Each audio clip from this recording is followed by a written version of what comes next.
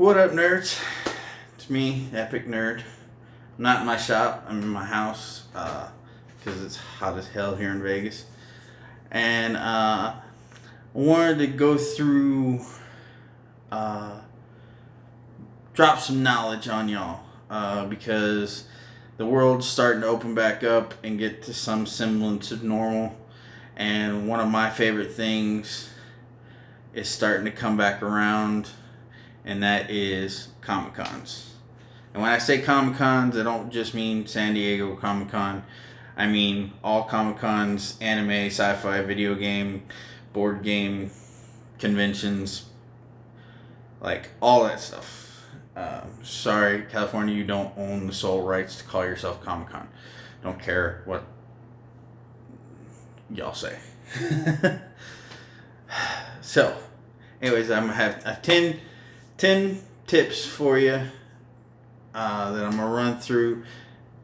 Number one, all these tips should apply to just the Comic Cons, like I just mentioned, the anime, the sci-fi, video game, board game, etc. For these type conventions, all of these tips will apply. The more trade show, craftsman, trade skill shows, I don't know anything about those. So, hopefully, this information will help you. So, let's get it. That was tip number one. I got my list here.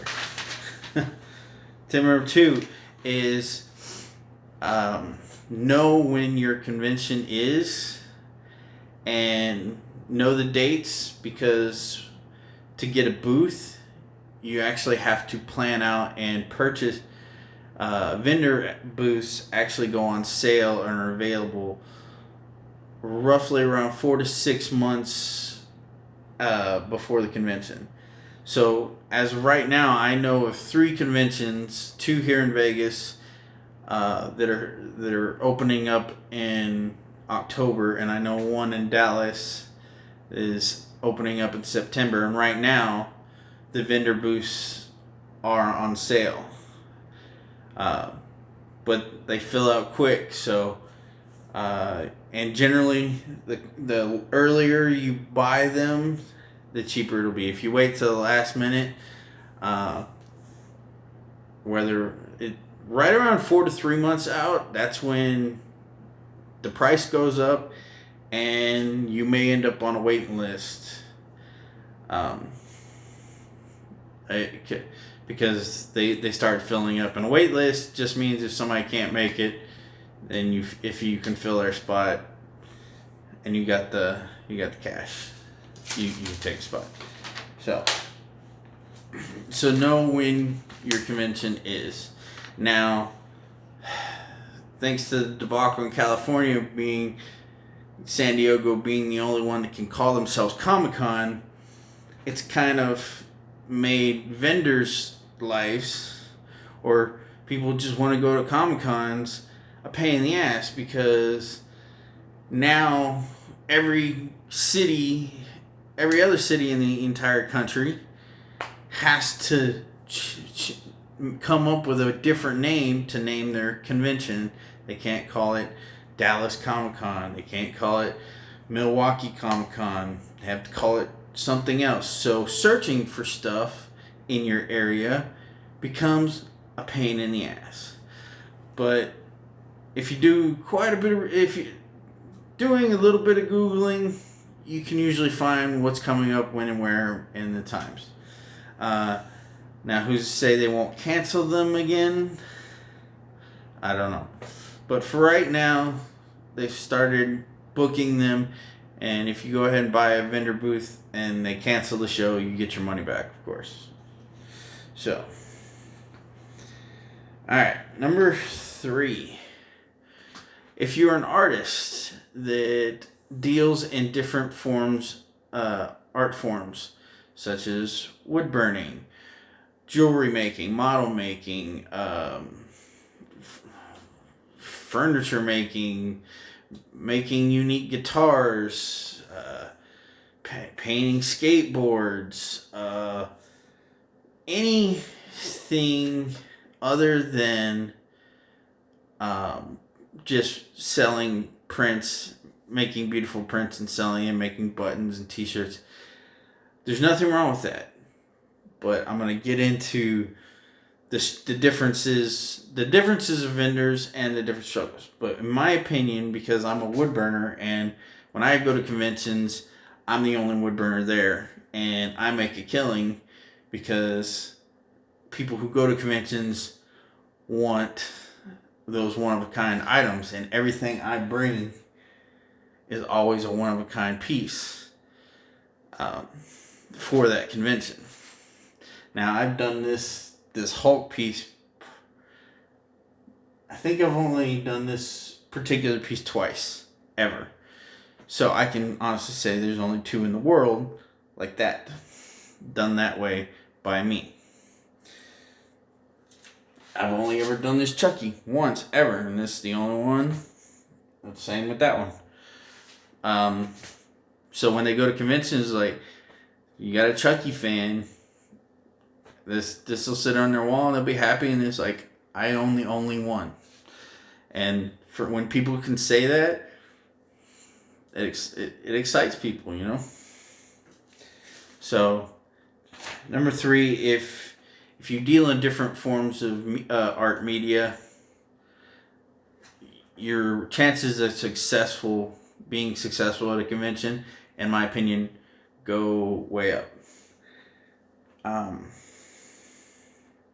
Number 4, there are 2 types of vendor spaces that will be available when you're doing your research 4 to 6 months out, and that is an artist alley booth and a vendor booth. Now, artist alley booths are usually a 6 to 8 foot table, 2 chairs, 2, usually however long the event is, 2, 3, or 4 day event passes, and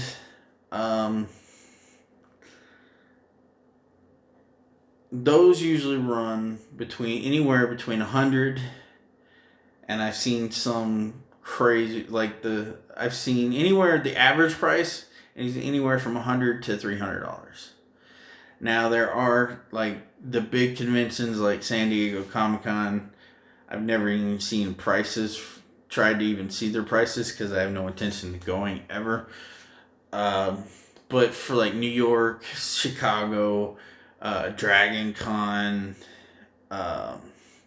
those big city, big name ones, an artist alley booth can run you anywhere from $300 to $600, and that's just for a 6 to 8 foot table, 2 chairs, and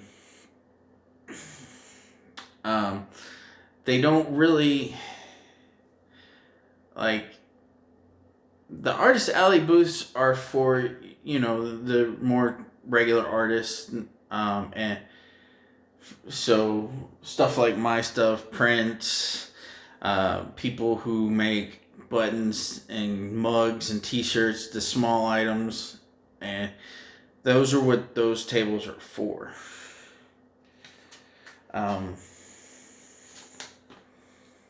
Let's see. Yeah, and then there's the vendor booth. Now, the vendor booths are for people with large inventories. These are usually more people who own comic book stores, toy shops, or pop culture stores. And these can run anywhere from $400 to over $1,000 for, like, a 10 foot by 10 foot area, 2 tables, chairs, 2 event passes, and that's why they're more expensive, because it's usually always bought by retailers. Artist alley booths is for the artists. The vendor booths are for the retail vendors. But if you want, the good thing, It's like there's nothing that says you as an artist, a local artist that does different stuff, you may have bigger items. You can purchase a vendor booth if you need more space. Um, there's no one's gonna say nothing about it, but you just need to be prepared for that cost because it's all about breaking even, hopefully paying back your booth expenses and stuff like that. So now number 5, there's in my opinion there's 3 types of vendors. There's the small, medium, and large vendors, and the small vendor I'm referring to people who make buttons, patches, mugs, prints, or just does prints and drawings. Small items that are between a dollar and $20. The reason I call them small items is because they have small pieces that are easily shippable home. They are small cost out of your wallet. And here's the drawbacks to that. The drawbacks to being a small vendor, a small Comic-Con vendor, is you usually have to deal with, say, 50 other small vendor competitors. So now the convention goer is hunting all 50 of your stalls, trying to find the most unique item. And if you don't have the most unique item, small item, you're probably going to miss out on the sale. And also, you have to sell a lot just to cover the cost of everything. And when I say to cover the cost, yeah, you already paid $100, say an artist outlet booth, you already paid $100 to $300 for the booth. You got to make that money back. Now you got to think also, did I travel out of state for this? So did I cover shipping costs if I had to ship my materials here, or did I fly? Did I drive? So did I cover the plane ticket? Did I cover the hotel? So costs start adding up pretty quickly. But if you do it locally, your costs aren't that bad. So the medium vendor, which is where my category is, I make small pieces, small to medium pieces that are durable and easily shippable. And then in the medium category, I would also put shirts, figurines, dice trays, just stuff that's not too big, not too heavy, but you might run out of storage space if you did fly. So you might have to. And here's the thing: I always tell convention goers that they seem to not know, and no one tells them, is that if you're at a convention center, every convention center that I've ever been to a convention at has a UPS store or a FedEx store open and available.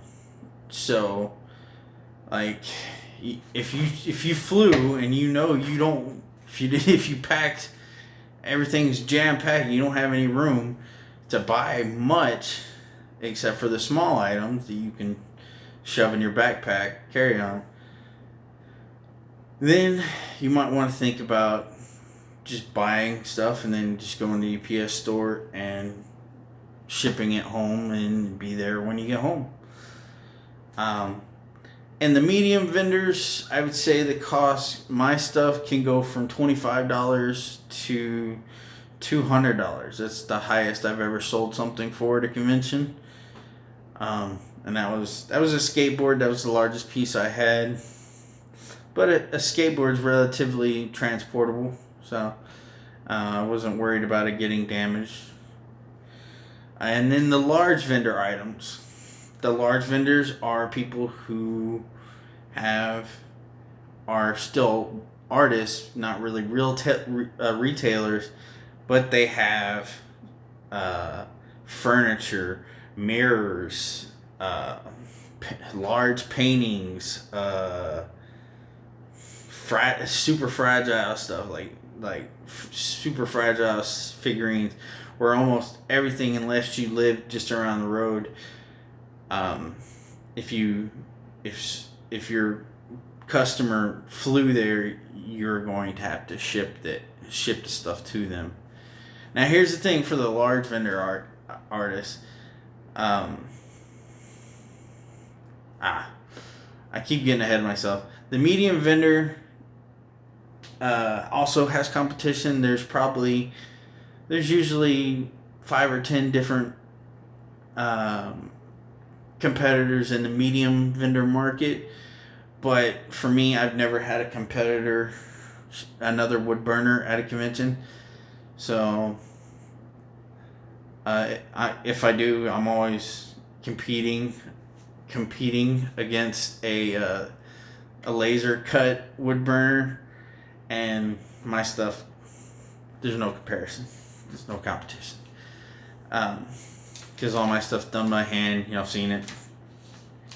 And the large vendors, the large vendor artists are people whose items can run anywhere from $100 to $300, $400, to where you may only need to sell one piece, but selling that one piece to the right person who has the logistics down to get it home might take you all weekend. So you might sit there for 3 days feeling discouraged, like, we're not going to sell anything.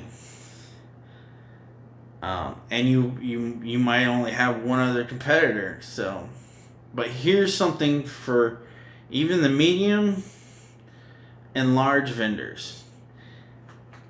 If you got somebody who's not sure that they can get it home, and that there is a UPS store in your convention center, what you could do is you could tell them, hey, if you want to buy this, I can go with you right now. Take the item with you right now to the UPS store. You put in the information, you fill out the information. I will pay for the shipping, and it'll be sent off today, and you don't have to worry about it. It'd be there when you get home. You deduct that cost from how much. Either you deduct the costs off so they can do that themselves once you tell them about it. They don't want your help, or you can add that cost in. So there's ways you can be successful, whether you're small, medium, or large. I definitely believe that the small tchotchke market is a hard market because you have the most competitors, and you have to sell the most items to just break even. Me, if I sold these two at a convention, my convention booth would be paid for. Because these go for about $75 a piece. It's $150. It's usually what I pay for the booth. 2 pieces, and I'm done. Everything else is profit. So that's my number 5. I know it was long. I got a little distracted. But alright. Number 6. If this is not your first convention, and you've done a couple, but you want to add like some lighting, something to draw in the crowd, you can pay extra when booking your booth. There usually is a segment in there that says, do you need electricity at your booth? It is usually anywhere from $75 to $100 extra. I've never had to pay for it. I might use it in the future, but I don't know. But that is an added option. Number 7. A credit card reader is just a must-have. I use the Square app. I did like 3 or 4 conventions. My three or four first conventions, I didn't have a credit card reader, and I was relying solely on cash sales, and I didn't do as good as I could have. The minute I got a credit card reader, I got the Square app a day before the convention started, and didn't even have the reader yet. I had to punch in everybody's credit card number manually, and they accepted that, and I tripled my sales from any convention that I did looking for cash only. That was my best convention by far. So the Square app is free. They send you the reader a couple days later, and it goes directly to your bank account. Super simple, and it's a must-have. All right. Here's one thing that no one ever told me. Conventions require sales tax forms at the end of the convention. And here's the thing that no one really tells you is that you have to have the sales tax filled out, and you have to have the money, but usually only a couple of conventions actually take cash for the sales tax form, which means before day 3 or day 4, depending on what convention you're at, you have to go get a money order prior to the convention closing. I always did it in the morning of day 3. I estimated how much I had left to sell, how much I sold.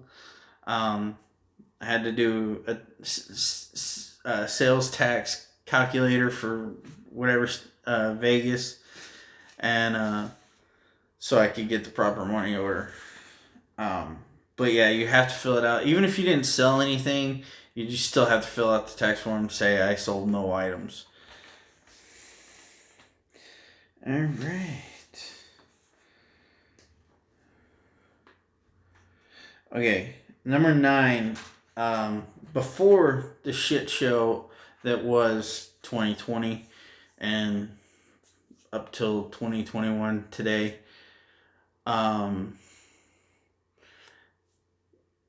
before Corona, COVID, whatever hit, you could find a convention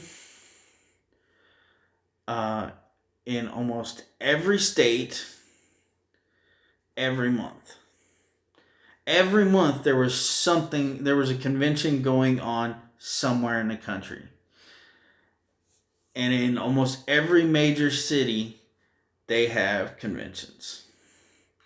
Now, when your local convention will start up again, I can't tell you. I know that September, October, I would start looking now because they started popping up. Can they pull those and cancel those? Yeah, they can. But now is the time if you want to get in and be vendor booths. And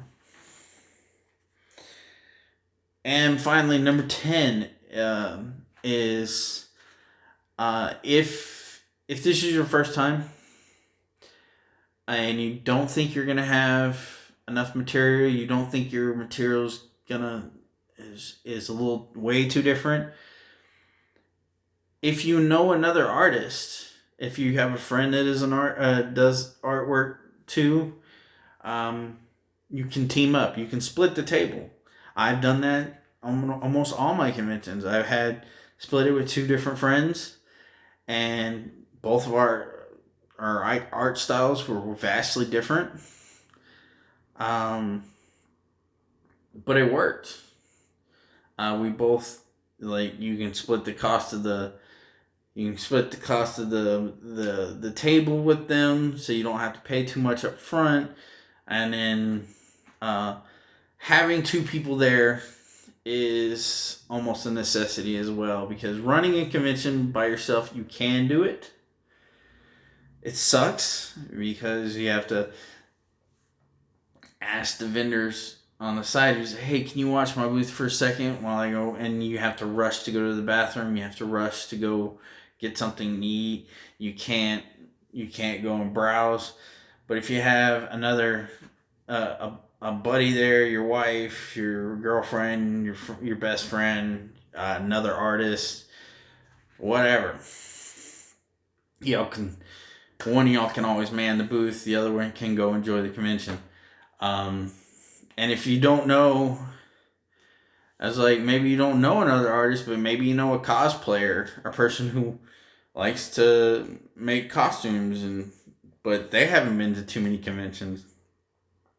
You can just say, "Hey, I already have an extra ticket. I can give it to you. All you can just enjoy the convention. I'll just text you when I need you to come relieve me, so I can go to the bathroom and get some food."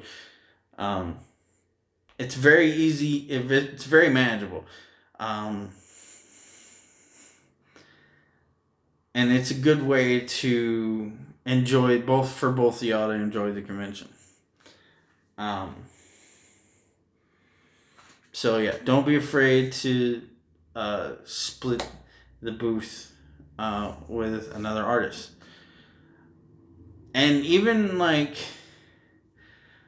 my mother, I've been wanting to share a booth with her at Comic Con for a while because she makes quilts and uh, she makes like nerdy quilts and T-shirts and comic book characters and just stuff you won't see you won't see anybody making that stuff at a Comic Con usually. Um, so you just gotta think outside the box, you know. Um, Another thing, this goes out to uh, my uh, disabled veterans or any person with disabilities who has a service dog like I do. Service dogs, if they're trained in crowd control, like mine is, um, service dogs are amazing attributes and add to my life immensely. But at Comic Cons, they're a double edged sword. Because at Comic Cons, service dogs can help part the way, but if you don't like people paying too much attention to you, or you just want to go to the convention and kind of stay calm and not be surrounded by everybody all the time, service dog may not help in that situation because everybody's going to want to pet the dog. Everybody's going to want to look at the dog, crowd around the dog. It's just inevitable. I've taken my service dog a couple times. Luckily, haven't had too many problems. But I'm always more comfortable with, in that situation, I'm always more comfortable with another person than I am with my service dog. I know it's counterintuitive. And I know that's just my service dogs for PTSD, and that's not their service dogs that are for other reasons that need to be there. So I'm not saying if your service dog detects seizures, take your service dog.